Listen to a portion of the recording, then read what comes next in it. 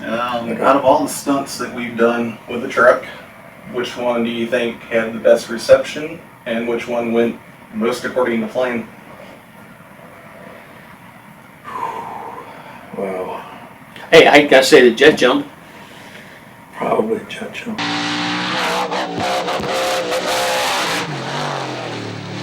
Yes. We planned that, and there was so much. We always had, we always tried everything before we put it in front of the public. It was a year of experimenting Yeah. before we did it. Eric Tack did, and I did most of the experiment with it down Missouri Bottoms. We set up track, and we had tractor trailer here, tractor trailer there, with ticker tape across it, See the crime height. tape. Jump on that tape, well, we get a height, right? Yeah. So we knew about how high the jet was, and so it was a well-planned jump, well-publicized. It was a nice event, the air show down in Memphis down there. I think that was a really good stunt. That went over well. Yeah. Jim did several jumps with some of the older heavy trucks, the stage 1, stage 2 monster trucks.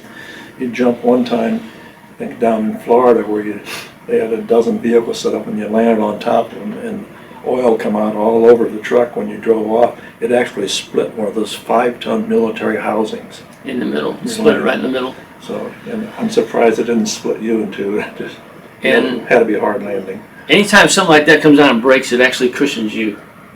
Yeah. Ask Dan Runte when he did the tractor trailer jump. Yeah.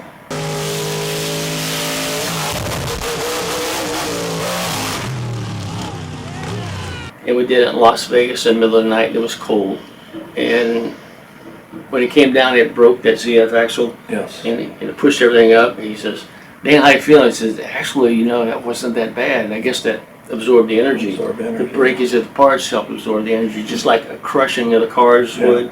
Your crush zones in your cars." Well, early on, when we get any kind of an error, we'd always want to land on cars because that absorbed some energy. Not till we got probably till 8 or so, when they could jump over and land 8. on the dirt. That we It's more controllable, yes. and we had suspension to work with. Right. Before, cars were a major part of our suspension. Yeah. Yeah. The So- airplane and the semi jump probably the. Yeah, it well publicized, and the things we did took so much.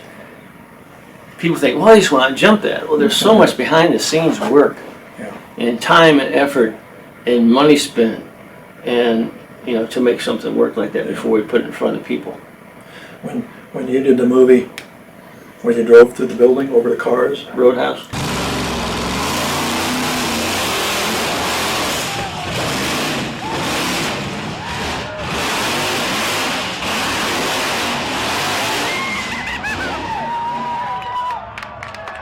I had it all in the computer where I could see the angles of the truck going over and how much room we needed and everything else.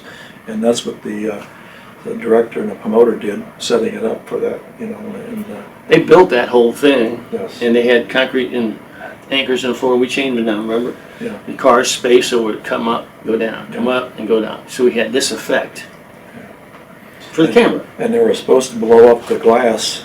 with Yeah, the squibs. the Put squibs on them as he went through the glass. Well, they didn't do it. And another thing that went wrong with that one, after the outside of the building, as he went through, he was supposed to come out the other side. Well, they had a camera on a dolly there, and the camera dolly was supposed to move up as he went through the glass and back. It didn't. And Jim had to actually, I don't know if you turned it all or you just missed No, it. I did. I turned. Turned because the guy, Yes. he was there watching instead of doing what he was supposed to be doing. And When you do a shoot like that, it was a 7-camera shoot, and we went over that safety-wise. Safety is all important because Yeah. I'm driving this thing through there, and I'm up and down. You had stunt people running around right, like they're in a showroom. It's I can only do this. I can only control that. You got to really watch these guys. And we walked it through and walked it through and walked it through, and so I hit the glass and broke the glass. First of all, it's supposed to be sugar glass. They didn't come in time, so they used 1/2-inch safety glass, Yeah. tinted. So we hit that with the truck and went through.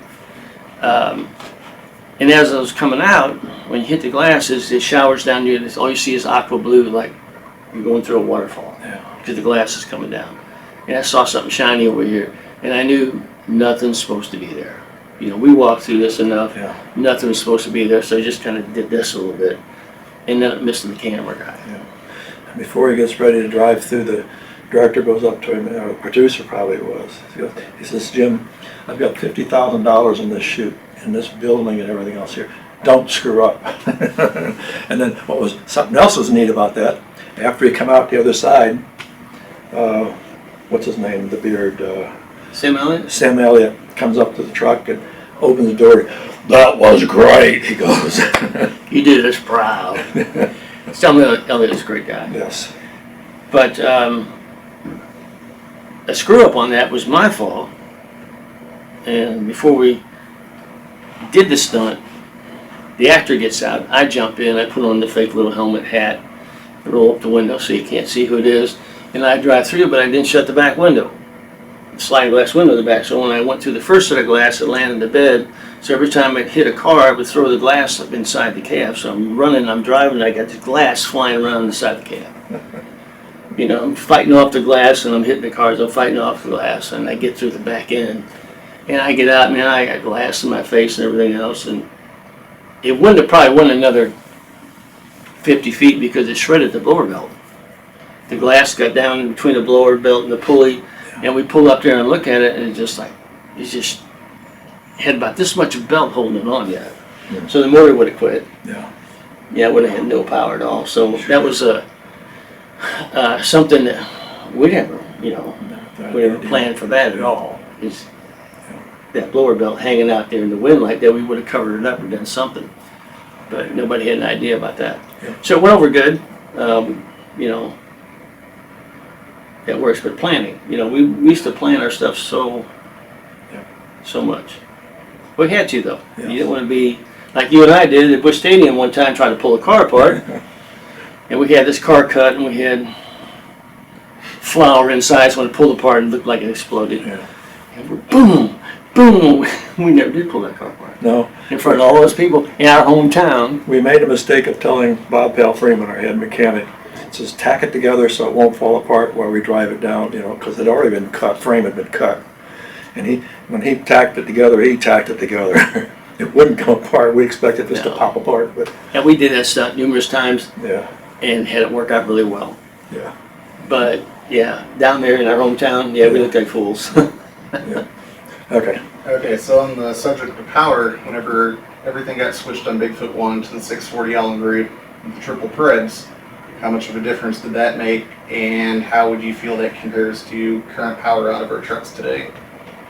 Well, the 640 was it's a hell of a motor.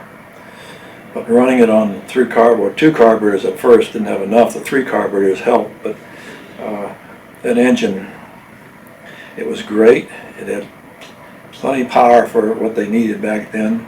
It wouldn't compare to what we're running nowadays.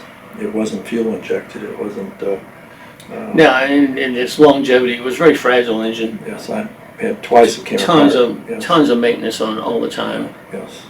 You take a modern engine today with fuel injection and setups they have on them that run constantly like that, And the new style heads now flow within a few numbers of what the Hemi heads did. Yeah. Wedge style heads. It's like, there's definitely no loss in power now. Yeah. But it was very impressive. In fact, we still have it here. We had it in one for a long time, but you can't buy parts for that engine anymore. So we're just afraid that we hit it out somewhere, it's going to break, and it's going to be, we won't even be able to drive it back. So we took that engine out and put something in, because one does parades, it does a lot of driving, and that engine is not made just to putt around. You either get on it here, or you get off the throttle, one way or another. And one's still working. Yes. You name me another monster truck right now that's had its full lifespan, still working and making money. 45 years old, And still. it's on its way back from a Hot Wheels promotion that's going to stop by and get dropped off in Butler, Indiana for the museum. It's going to spend some time up there, and which I'd really like to see that. Yeah.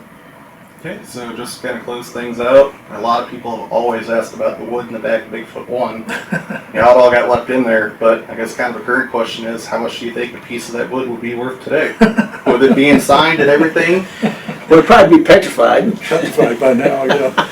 you know, it's before I was in this business, I'm in construction, so I always had wood in there, and, you know, and we had the shop, I always did some, you know, any kind of woodwork we needed to do, I did there, so there was wood in the back, there's some tools laying in the back of it.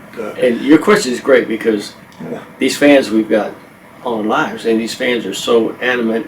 And if we just saved half the junk we had, Yeah. and you put it on the internet, people would want it.